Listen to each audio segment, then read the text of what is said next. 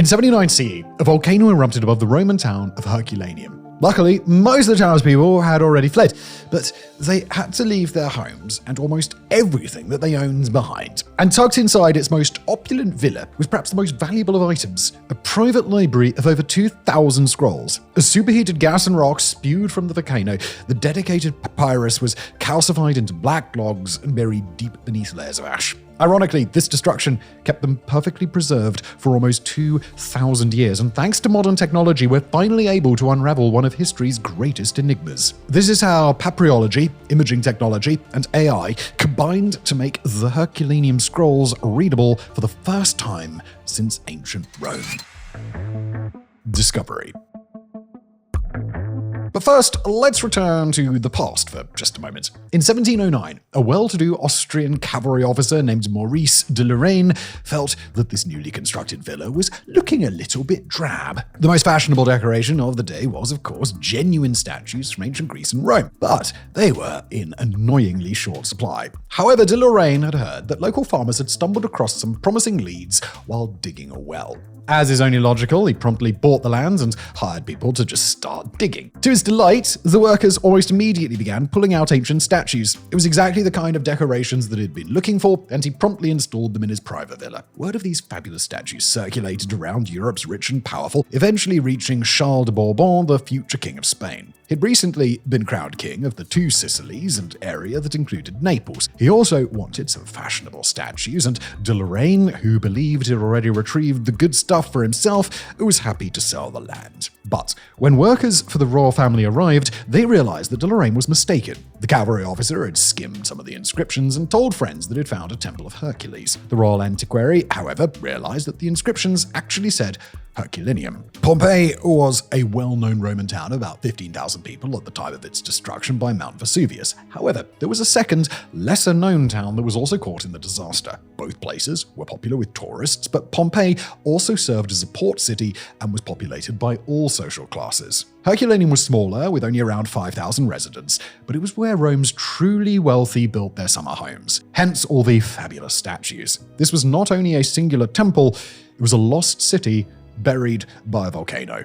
King Charles was thrilled to hear about this discovery and promptly assigned some of his military engineers to start hacking through the hardened mud and volcanic ash. The goal was treasure, not knowledge, so the excavation team weren't exactly very excited when they stumbled across what looked like burned pieces of wood. At first, they tossed them aside or burned them as fuel, but then someone noticed the markings that looked like writing. These sticks were actually scrolls. King Charles couldn't be happier. Statues were great, but 2,000-year-old scrolls would be fantastic dinner party entertainment. Once he saw the blackened remains, however, he was less impressed. Scrolls are only exciting if it's possible to read them, after all. A royal team was soon unwrapping the scrolls, but this proved to be incredibly challenging. This was due to both the nature of the papyrus and of the volcanic eruption that preserved it. Most people imagine a volcano as a slow-moving, glowing red lava thing, but the Vesuvius eruption was something oh so very different. Inside the volcano, pressure had been building and building until it basically exploded.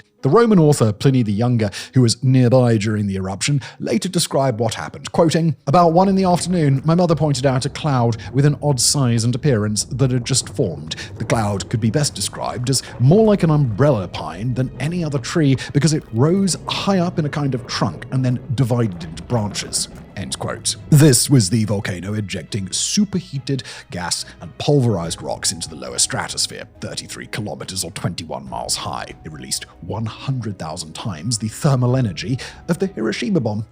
By the way, a little bit of terrifying context there for you. The vast majority of people in the town of Pompeii and Herculaneum took this as their cue to leave. This turned out to be the right decision because the monstrous ash cloud was only the eruption's opening act. In the early hours of the morning, the first pyroclastic flows began making their way down Mount Vesuvius. These are fast-moving, ground-hugging nightmares of superheated rock and gas.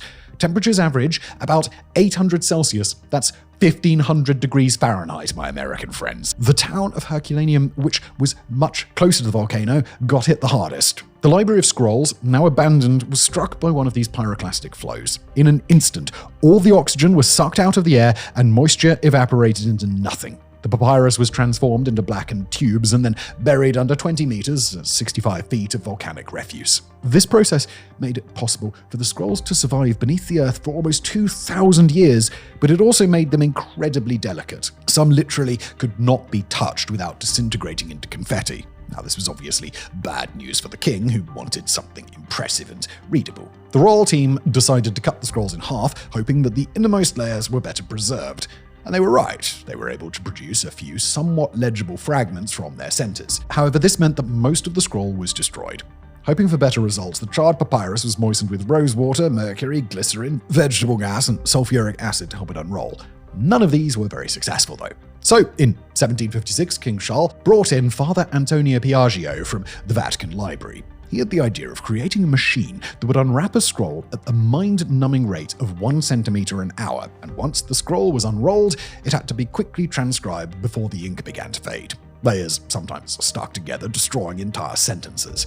No matter the method, it just seemed impossible to open a scroll without wrecking it. Nonetheless, Piaggio's machine was still used to open scrolls as the Kingdom of Two Sicilies became part of the Kingdom of Italy and later the Italian Republic. Even as late as 1985, 2 scrolls were destroyed when a laboratory tried moistening them with a mixture of water, ethanol, and glycerin. When the mixture dried, they simply disintegrated into hundreds of pieces. After that, the National Library of Naples, which has custody of the scrolls, decided that there would be no more experiments. The material was simply too delicate to risk, and so the world would never read the scrolls. Reading them and opening them meant destroying them. After all, it's impossible to read a book if the cover is closed, and it's burnt into a log. Computer science. Across the world, in the US state of Kentucky, a research professor was contemplating that very question. Brent Seals, who was a professor of computer science and an expert on turning 2D photographs into 3D computer models. He spent the 1990s writing algorithms for this process, thinking that they could be useful in digitally exploring other planets. But he hadn't considered that they might be helpful in exploring the past as well. That is, until 1995, when a colleague invited him along to a trip to the British Library. It was a journey that would change his entire career. The colleague was an English professor, and he wanted some help with a book called the Noel Codex. This collection of stories was written around the year 1000 CE and contains the oldest known copy of the epic poem Beowulf. However, the book had been burned in a fire in 1731. The English professor wanted to know what was written on the charred sections. Seals was able to create an enhanced digital copy of the poem by combining multiple images taken with different lighting techniques. But the old manuscript was more than just burned. The paper was warped and folded in places, distorting the writing. If he could create a 3D model of the pages, maybe he could digitally flatten everything out. All 3D models start out as a bunch of photographs that capture every inch of the object, and all those photos are stitched together into one coherent, 3-dimensional computer image. Once created, the 3D object can be manipulated to do things that might be dangerous or impossible with the original, like flipping up a dog-eared page on a 1,000-year-old book. 5 years later, Seals successfully managed to digitally flatten a badly damaged medieval manuscript, but this only made him want to take the idea further. If he could detect letters in the folds of pages, would it be possible to read a book without ever opening the cover? Or maybe see the inside of a scroll without unwrapping it? Seals had visited Herculaneum as a tourist years earlier and remembered the charred scrolls. He reached out to see if they would be interested, and they responded with a flat no. They were done with experiments, regardless of how supposedly non-damaging they were. Seals was disappointed, but he was undeterred. The Herculaneum scrolls might be the most interesting, but they weren't the only burned scrolls in the world, and in 2015, the Center for Visualization and Virtual Environments at the University of Kentucky was granted access to the En-Gedi scroll. This ancient text was found in 1970 at the En-Gedi desert oasis in Israel, where a Jewish settlement was destroyed by a fire in 600 CE. Archaeologists discovered the charred remains of a synagogue, complete with a holy ark that still held what appeared to be a Torah scroll. However, no one could know for sure because it was too damaged to open. Seals and his colleagues at the University of Kentucky first had to find a way to see inside the scroll. Obviously, the first thing to come to mind was an X-ray, or better yet, a CT scan. Both use radiation and a radiation detector. As the waves move through the object, denser material, like bone, blocks them from moving forward. When the waves hit the detector, they turn the image black. This is why, on X-rays, bones show up as white. But An X-ray can only send out a bunch of beams in one direction. A computer tomography or CT scan puts out a small, highly concentrated beam that rotates around its subject. Directly across from it is the receptor, which measures how much radiation made it through. This is why hospital CT scanners are shaped like giant donuts that spin around the patients. Once the CT scanner takes the images, a computer turns them into a 3D model. The densest material appears white and empty space is black. Everything else, shades of grey. The imaging lab sent the En-Gedi scroll through a micro CT scanner, which is very similar to a hospital CT scanner, but can produce high-resolution images of tiny objects. A computer then combined those images to create a 3D model. But that, it turned out, was the easy part. The team now had to separate which images belonged to which layers, creating pages that could be read by the human eye. This process involves some high-level math and geometry that is turned into an algorithm. The algorithm then digs through the images, looking for edges, getting more and more accurate the longer it runs. The process of segmentation traces these edges all the way through the scroll, identifying the individual layers. Once the layers have all been separated, it's time to look for ink. Like bones in a human body, the ink blocks radiation from passing through. This makes the paper black and the writing white. An algorithm searches the scroll for any color differences and assigns a value depending on how dark or light a section is. The lightest sections are the words. The final step is to turn the 3D scan back into a 2D image. This requires, at long last, virtually unrolling the scroll. Each layer is turned into a 2D photo, which is stitched together with the next layer to form one long, uninterrupted image. And at last, with that, the scroll is readable. The En-Gedi scroll, though heavily damaged, turned out to be an early copy of the Book of Leviticus. The University of Kentucky announced their success in 2016, and Seals became the international go-to guy for virtual scroll unwrapping. But if Seals thought that the Herculaneum scrolls were now within his grasp, he was mistaken. The National Library of Naples was still not interested in any experimentation. Scanning the scrolls. But there might be a loophole. As it turns out, not all of the scrolls are in Italy. In 1759, King Charles was offered the throne of Spain, and he left his son Ferdinand in charge of southern Italy. Everything seemed to be going fine until the early 1800s, when a man named Napoleon Bonaparte started invading every country that he could reach. King Ferdinand decided it was a good idea for Napoleon to like him, and presenting the general with 6 Herculaneum scrolls seemed like a good way to start. Napoleon was tickled by the gift and promptly gave them to the Institut de France for scientific study. Unfortunately for Ferdinand, Napoleon invaded Italy anyway, although he was able to reclaim his throne after the emperor fell from power. King Ferdinand also gave 18 scrolls to Britain's King George III under much better circumstances. He wanted some new animals for the royal menagerie, and the British monarch offered kangaroos from the newly colonized continent of Australia. The scrolls seemed like a fair trade for such exotic animals. So, if Brent Seals wanted to get his hands on a Herculaneum scroll, there were options that didn't involve Italy. In fact, while giving a talk at Oxford University, he met the librarian Daniel de Lattre from the Institut de France. And unlike the National Library of Naples, the Institut de France was willing to give a virtual unwrapping a try. However, not everyone was as enthusiastic as Mr. de Lattre. The higher-ups wanted to know who this American was and what he planned on doing with their scrolls. So, they gave him a chance to plead his case. Seals was invited to give a talk at the Académie Descriptions at Belles Lettres in Paris, entirely in French, of course. It was one of the most intimidating talks of his life, but Seals ultimately passed the test.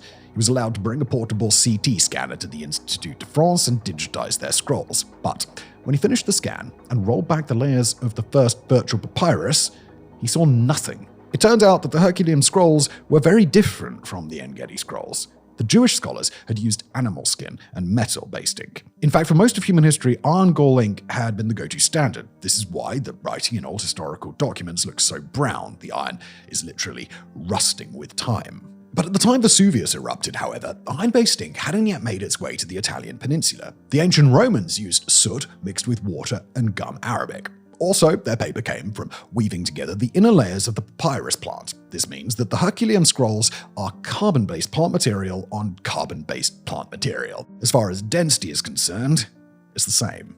So despite the fact that in their charred state they could be twins, the Herculaneum scrolls were a different technical problem than the En-Gedi scroll. Seals had no idea how he was going to virtually unroll this one. But luckily, there were other scientists who were willing to help. The German-American scientist Uwe Bergmann was also interested in conserving old manuscripts, and his job at the SLAC National Accelerator Laboratory in Stanford turned out to be an invaluable thing for the project. Bergmann had the idea. of putting the Herculaneum scrolls through the laboratory's synchrotron. This would use electromagnetic radiation created by the particle accelerator. Unlike normal or even micro-CT scans, the synchrotron could focus its beam to the width of a human hair. The idea was to scan the scroll using Stanford's synchrotron, which would use its ultra-precise X-ray beam to take measurements with different intensities. Hopefully, this would be sensitive enough to pick up tiny differences within the scroll. Papyrus is non-absorbent, so ink will be slightly raised on the surface of the paper. Also, seals had found traces of lead in other samples of Roman ink, likely from scribes using lead ink pots, and under a powerful X-ray beam, lead would emit small amounts of electromagnetic radiation, causing it to fluoresce in a distinctive way. If they were lucky, this could be the key to finding letters. However, the Institut de France did not want their scrolls to take a trip to Southern California. No one had any idea what might happen to a scroll on an airplane, and it was way too risky to find out. There was a synchrotron in France, but they wanted $25,000 for a single day of scanning, and no one was willing to pay that price. Once again, seals had hit a wall. However, there was a third option that had not yet been considered. The UK is home to Diamond Light Source, a particle accelerator that can move electrons at almost the speed of light. This creates incredibly powerful photon beams that are 10 billion times brighter than the sun. This imaging method is called hexatech, short for high-energy X-ray imaging technology. Hopefully, it would produce an X-ray beam powerful enough to read the Herculaneum scrolls. The Bodleian Library at Oxford was willing to give it a try. In 2017, Seals was given access to one of their scrolls that had been damaged by Piaggio's machine. He and his team scanned it at Diamond Light Source. Although readable letters proved elusive, they were able to detect enough ink to get a rough idea of how the scroll was formatted. Finally, they had a roadmap for where to look for letters. Would a trip through the Channel Tunnel be acceptable for the French scrolls? Well, in 2019, the Institut de France tentatively said yes, as long as the director, François Berard, would personally pack up and transport the scrolls. Also, he and his team would be the only ones allowed to physically touch them during the scanning process. The University of Kentucky, a Diamond Light Source, readily agreed, and funding was procured from the U.S. Endowment for the Humanities and the Andrew Mellon Foundation. The upcoming trip gave Brent Seals and his students an intriguing challenge. Using the 2009 CT scans that failed to produce any writing, they created a 3D computer model that could be turned into exact replicas of the French Herculaneum scrolls. Although the scrolls had originally been perfect cylinders, the piles and piles of volcanic ash and rock had squished them into a variety of shapes. Seals and his students at the Center for Visualization and Virtual Environments used these exact copies of the scrolls to create one-of-a-kind cases for each one. The honeycombed cases, made with conservation-grade materials, would protect the scrolls on their journey from France to the UK. They would also stay on while the scrolls were in the particle accelerator, providing structural support and giving everyone peace of mind. And finally, the day arrived. The scrolls were transported to Oxfordshire, and the American team was there to meet them. At Diamond Light Source, the Herculaneum scrolls were subjected to about 40 individual scans. The powerful beam would stay still, and a platform would turn the scroll and its case 360 degrees to get images of every crack and crevice. The process took 8 hours per scroll and produced hundreds of terabytes of data. Back in Kentucky, Seals and his students had to stitch all of this information into one 3D computer image for each scroll. The process took 4 years. But it was worth it. On a computer screen, it was possible to see the wraps of scrolls spiraling outward from the core, bending and arching from the force of the volcanic rock. They were beautiful recreations of the scroll's hidden interior. For the first time in almost 2,000 years, the Herculaneum scrolls would finally be opened once again. But problems still remained. For one, the computer algorithm still wasn't able to see any ink. Also, separating the individual layers was difficult and time-consuming. All in all, the virtual unwrapping was a mess. The team at the University of Kentucky, they needed help, and a lot of it. The Vesuvius Challenge. In 2023, Brent Seals and 2 former tech entrepreneurs announced the Vesuvius Challenge. The University of Kentucky released the scans of the Herculaneum scrolls onto the internet, and Seals made his software open source. The first person to extract readable text would receive a prize of $700,000. With so many eyes and minds turned to the scrolls, Seals hoped that computer programmers from around the world would join him in his quest to decipher the scrolls. The announcement set off a global frenzy to be the first person to read a complete scroll in almost 2,000 years. If successful, this would be a huge step forward in the study of ancient texts. Although it's impossible to know for sure, as much as 99% of literature produced in the ancient world has disappeared. Paper simply does not survive outside of extraordinary circumstances like volcanic eruptions and oxygen-deprived bogs. The only way for academics to know what's missing is when a book references another work as a footnote or a suggestion of further reading. Most disappeared without any sign that they'd ever existed. The library at Herculaneum had the potential to be an extraordinary leap forward in closing those gaps. The scrolls were found in the so-called Villa of Papyri, which was the largest and most luxurious villa in an area known for large, luxurious villas. The Getty Villa, an art museum in Los Angeles, built by the 20th century oil tycoon Jean-Paul Getty, is based on it. The Villa of the Papyri was located just outside the town of Herculaneum and would have a stunning view of the Bay of Naples. The house was at least 3 stories high, took up 250 meters or 820 feet of coastline, and was heavily decorated with mosaics, artwork, and statues. The show-stopping feature was an enclosed courtyard with a covered walkway, sitting areas, gardens, and a swimming pool. Only someone with extraordinary wealth and power could have such a large house. This meant that the owner was probably someone well known to historians. A few names were put forward, but oddly enough, it was Herculaneum scrolls that provided the best estimate.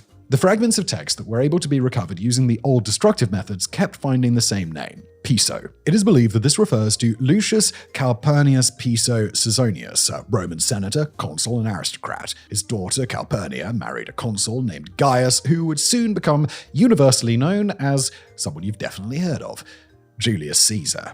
As the father-in-law of the first Roman emperor, Piso had an image to uphold. He entertained Rome's upper crust at his villa and was a known patron of the arts. He was particularly interested in the Greek philosophy Epicureanism, which focused on living a good and simple life, free of superstition and excess. In his giant-ass villa.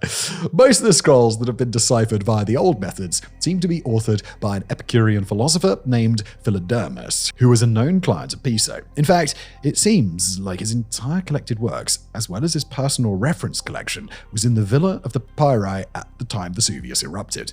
It is an absolute treasure trove of ancient philosophical thought. But there is a good reason to believe that the villa might still hold treasures to be discovered. When the workers of King Charles found the first scrolls, they were in a room called the Tablinium, which was right off the courtyard and had floor-to-ceiling windows. It's believed that this was a kind of reading room. There were more scrolls leading down a hallway into the library, like someone had frantically tried to pack them up before realizing it was too late to save them. Piso is estimated to have died in 43 BCE, leaving the villa to his son. This means that the scrolls, with his name on them, were at least 100 years old at the time Vesuvius erupted. Perhaps the newer, better scrolls were evacuated and the antiques were left to burn. Ironically, though, anything removed is now lost time. But the vast majority of the villa has yet to be excavated, and archaeologists believe that there might be more scrolls to find. Perhaps the king's workers had merely stumbled into the Epicureanism section, and there could be works of history and literature just waiting to be discovered. If the Vesuvius challenge is successful, any new material found at the villa could be read in its entirety without ever having to open a scroll. This could entirely change the way historians study ancient Rome. But like any great journey, the path to that glorious future starts with a single step, or in this case, a single word: Porphyrus.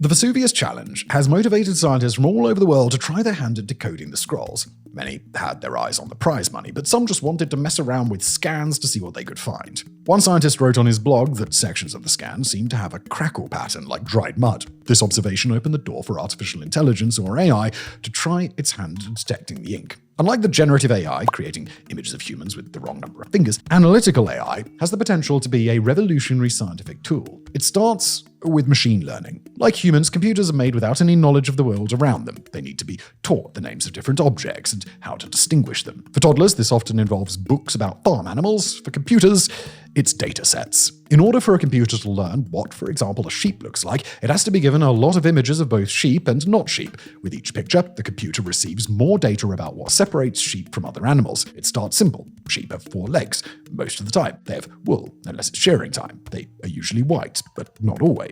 With more exposure and more images, the computer gets better at identifying sheep. Soon it doesn't matter if the sheep is young or old, fluffy or shorn, black or white. The computer has created its own working definition, which can be more precise than a human definition. At this point, the computer is ready to take a look at unlabeled images to see if there is a sheep or not. This kind of analytical AI is being used in all kinds of exciting projects. Some scientists are having it go through hours of nature footage to identify endangered species. In medical settings, it can find anomalies in patient scans. It's a kind of work that would take a human hundreds of hours, but a computer can do in minutes. In fact, the computer can even find things that a human either missed or just can't see. Once the crackle pattern on the Herculaneum scrolls was detected, an analytical AI could be trained to find it. It wasn't an easy program to write, but it managed to spit out a variety of letters that were invisible to the human eye. But how could the judges of the Vesuvius challenge know that the computer hadn't simply hallucinated these letters? Well, it's a well-known fact that the human brain is always looking for patterns and can see them even when they're not there.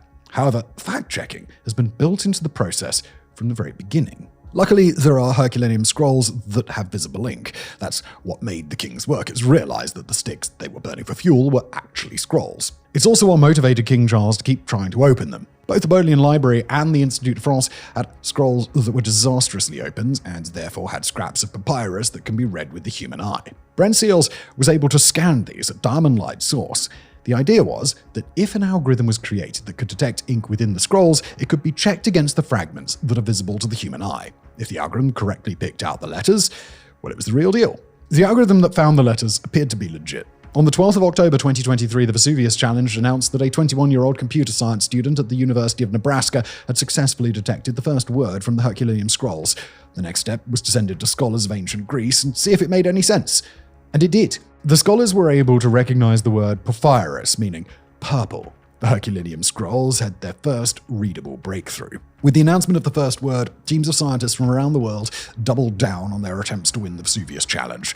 In order to be eligible for the grand prize, at least 5% of the scroll had to be readable before the deadline, the 31st of December 2023. The algorithm would be checked by both computer scientists and papyrologists for its accuracy. On the 5th of February 2024, the winners were announced. A team consisting of 3 computer science students, one based in America, another in Egypt, the third in Switzerland, who'd worked together to not only complete the challenge, but go above and beyond, identifying over 2,000 Greek characters. It turned out the scroll was yet another work by the philosopher Philodermus, this one on the simple pleasures of food and music. Until its virtual unrolling, the work was entirely unknown to history. The judges awarded the trio the $700,000 grand prize. However, the Vesuvius Challenge is far from over. The organization continues to give out monthly prizes to computer scientists who decipher a scroll's edges, improve segmentation, or create clearer text. At this time, over $1.5 million has been awarded. But of course, the true prize is the knowledge that comes from successfully unwrapping a Herculaneum scroll across the pixels of a computer screen. Conclusion. The scrolls from the Villa of Papyri have been through a lot. They potentially spent over a century in storage before they were hit by that enigmatic volcanic eruption, then spent almost 2,000 years buried in volcanic ash. Then they were burned by workers, taken apart centimeter by centimeter by Piaggio's machine, and subjected to the most powerful X-ray beams on planet Earth. But through all of this, one thing remains the same: the search for knowledge. It's what drove those ancient scribes to record the scrolls in the first place. It's what drove King Charles to try reading them, and it's what drove modern scientists to try again and again to virtually unwrap them. Even though 2,000 years have passed, we are, at our core, still the same curious humans that we've always been.